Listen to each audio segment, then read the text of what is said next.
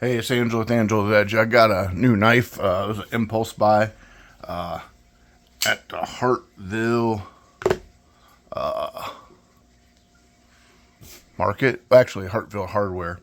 My wife and I went to the 4th of July flea market at Hartville and picked up some stuff. Nothing really. Knives always seem so expensive at flea markets. Everybody thinks everything they got is gold, but anyways, that's a whole other story. The Hartville Hardware in Hartville has a knife section. I went and looked at that. It's a nice section, but I didn't see anything that was in, I don't know, price range. What I was looking to buy, it was nothing stuck out on me. So. And a lot of hardware stores are. The only place I ever see these true knives are at hardware stores, and I never really liked any of the designs I've seen. But when walking out of the store, they have like you walk through kind of like all the candy and stuff. The true and I think Nebo lights are kind of like end caps, kind of get you last minute buy. Kind of impulse. And I seen this. It was in this nice displayed box. It was really nice. It was actually covered up like that. So, but anyways, so it was displayed really nice. Let's see if I pop it out. So we're walking out, and I was like, oh, that's pretty nice. Usually, I'm not into the true knives because they have the series where they have the blades that you could you don't have to sharpen. You could throw away blades, basically, like a utility knife. And they've always had that. And if you watch any of my videos, I'm into kind of knife sharpening, so I kind of sharpen my own knives. But anyways, let me pop this in the box. Like, here's what it looked like when it was displayed. And it was sitting down here kind of like that. In a nice cool box, And I was like, wow, that looks really cool. I like cleaver style knife. There we go. Pop that in there. So it was kind of standing up vertical, and they had a couple of them left, and they're $39. So I ended up picking one up. This is the first true knife I ever bought, and like I said, they have different models. Oh, this is supposed to tuck in. It's like a opposite of an unboxing, but anyways, so that's what it looked like when it was standing up. So it was really displayed. This box is really nice. But, I mean, you don't buy a knife for a box, but it's kind of nice, though. I mean, if you ever do want to resell them, you could always put them back in the box, and they're nice display pieces. So anyway, so there's the box, and it has a description of what everything was. And it's a cleaver blade, 3.5. It's a 3.5-inch blade. D2 steel, black oxide, and stone wash, and I kind of like the way it looked, and I like this upsweep it had. It just caught my eye, because that's basically all you see is like the top of the knife, except with the drawing. It showed the bottom of the handle, and I was like, man, it looks kind of cool. I like that, and it's designed in Texas, but it's not made in Texas. It was designed. I don't know if you call it MAAR, like MAAR. I don't know if MAAR. I could find out what that stood for. It has G10 handles, D2 steel, a finger choil. It's kind of cool. Reversible ambidextrous pocket clip, and it's really small too. So it's not like here's a couple other cleavers I'm going to show you, but look how long that pocket clip is, and so it's like a small. Someone wouldn't know you have that large of a knife in your pocket. Flipper tab, fuller, and it's sharp enough to actually flip it out with your thumb. Let's slide these out of the way. There's enough like an edge on there that you could like actually grab it with your thumb and actually you could flick it. And then jimping, which is a lot of jimping. So you got this finger choil. You can bring it way up. You can get that way up in there. And it's when it's closed, it's 5.5 inches. That's what they're showing on the box. The box is really displayed nice, shows everything.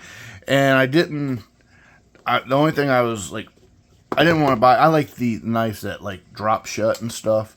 and I didn't want to get a stiff knife. And the only thing I didn't see on the box is if it was bearings. And I looked at a real quick look up. I'm not sure what site I found it, but they said they were bearings. And I took it out, and it flips right out. And drops shut. I don't know what the weight of the actual blade is, but it has a real nice drop shut. Had this nice accent, it's like a nice lime green accent. But just by looking at it, I'm gonna bring it up close so you can see. It looks like it's pretty well made. The branding looks really nice. You can see probably my hair specks everywhere. Flip it over, and it has like the true name spelled on it, the name of the actual knife, MAAR. Has all these little serial numbers down here. But it seems well made. It's heavy. It's not skeletonized. I believe it's 9 ounces, which I don't care. But some people, that'd be way too heavy. I usually like a knife that's at least 4 ounces. And anything else feels like a toy. I know I read somewhere it's 9 ounces, but it don't say on the box. I've probably seen that before I bought it. Big lanyard extension, deep carry. It's kind of deep carry. Let me shut it and grab you. Here we go. Let's try something here. I'll show you how deep carry it is. It was really tight. This clip was real tight to put in my pant. But so it's not quite. It's pretty for this big a knife. I mean, that's what would stick out. So not too much. So if you're into this type of large cleaver style knife, G10. Let me take a look at this. See if anything else sticks out at me. Very high grind, like a high flat grind, and it is slicey. I did not sharpen this at all yet. Let me grab some newspaper, and it's very slicey. Well, until I try slicing something. Come on, there we go. Yeah, it's trust me, it's slicey. It's sharp. It's shave sharp. It is shave. I just got to get that right. I'm not doing so well today, but it is sharp. Man, I'm really not doing good with the paper, but it's sharp. Let's see if I got any hair on my. Let's see. Here we go. Let's see. It's muggy, but you can see it already taken hair. Oh yeah, see that? Shaving sharp. Grab this again. Yep, there. Wipe that off. So it has a stone wash. The fuller it's just got enough of a sharpness to get so you can get your meat of your finger in there to flick it open. I don't think there's quite enough to spider flick it. Like I could bring it out, but not to actually. Well, almost.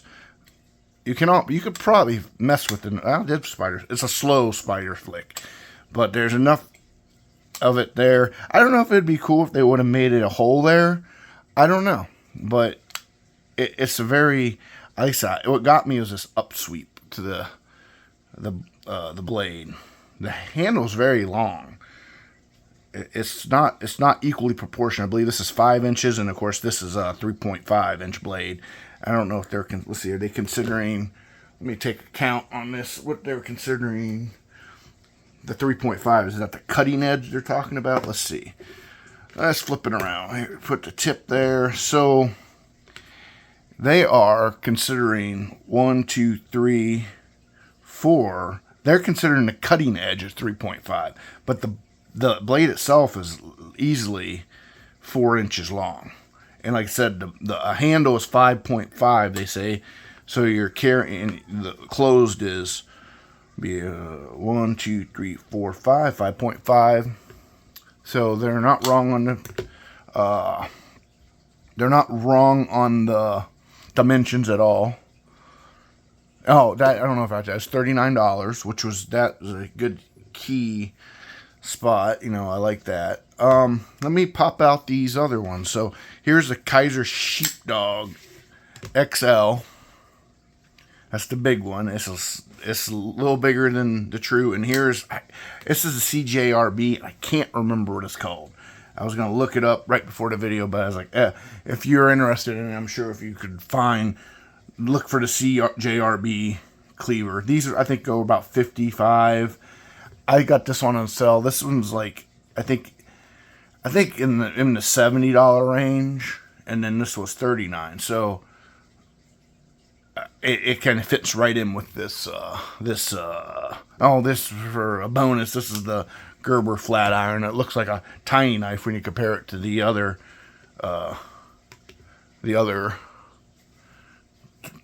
three cleavers here. But they're all lined. This is actually a frame lock, but all these other larger ones are all liner locks. And so, but I think it's kind of a cross in between. I don't know. It has this cool, I don't know, like a sweep right there, and then I just like even these other two. They're kind of straight. This is like they're both straight, but this one, like I said, caught my eye. It's in the right spot. Kudos for them to putting it right on the end, because it's like $39. It was displayed really nice with this box. Let me see what else I got here. Oh, jeez. This one I just noticed the Kaiser has like a blue accent around the pivot. Oh, let me see. I'm pretty sure it is bearings, but it's like almost like a white washer, but it's real hard to see, but I believe I see bearings in there. Should get me a flashlight right here, quick. Right here. I'm pretty sure there's bearings in there, because it's way too smooth to not have bearings. But you can see it's a white, somehow it's a white,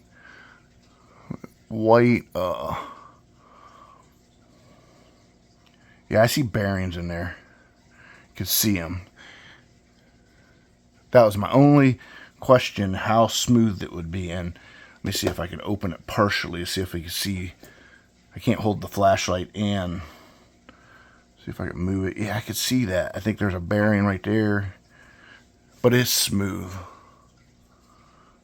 So, yeah. Let's see real quick. Jumping on the flipper. G10, nice grip. Almost has the Spyderco feel, not too aggressive. Deep carry. I will do one more close up of it. Let's go to the beginning of the blade. See, get me real up and close. Get the camera to focus. Oh, yeah, I got some hair. The green. There's the liner lock. A little rough on jimping there, but it's not too terrible for like opening and closing it. It's a fidgety knife, I think. So, and then, oh yeah, and there's your. I think you can see a deep carry, and they are not flathead. They're not countersunk, but they're not they don't stick out too bad. I like it. I like the looks of it, and the price was right. So, okay, well, there's the true MAAR. So, catch you guys later. Bye.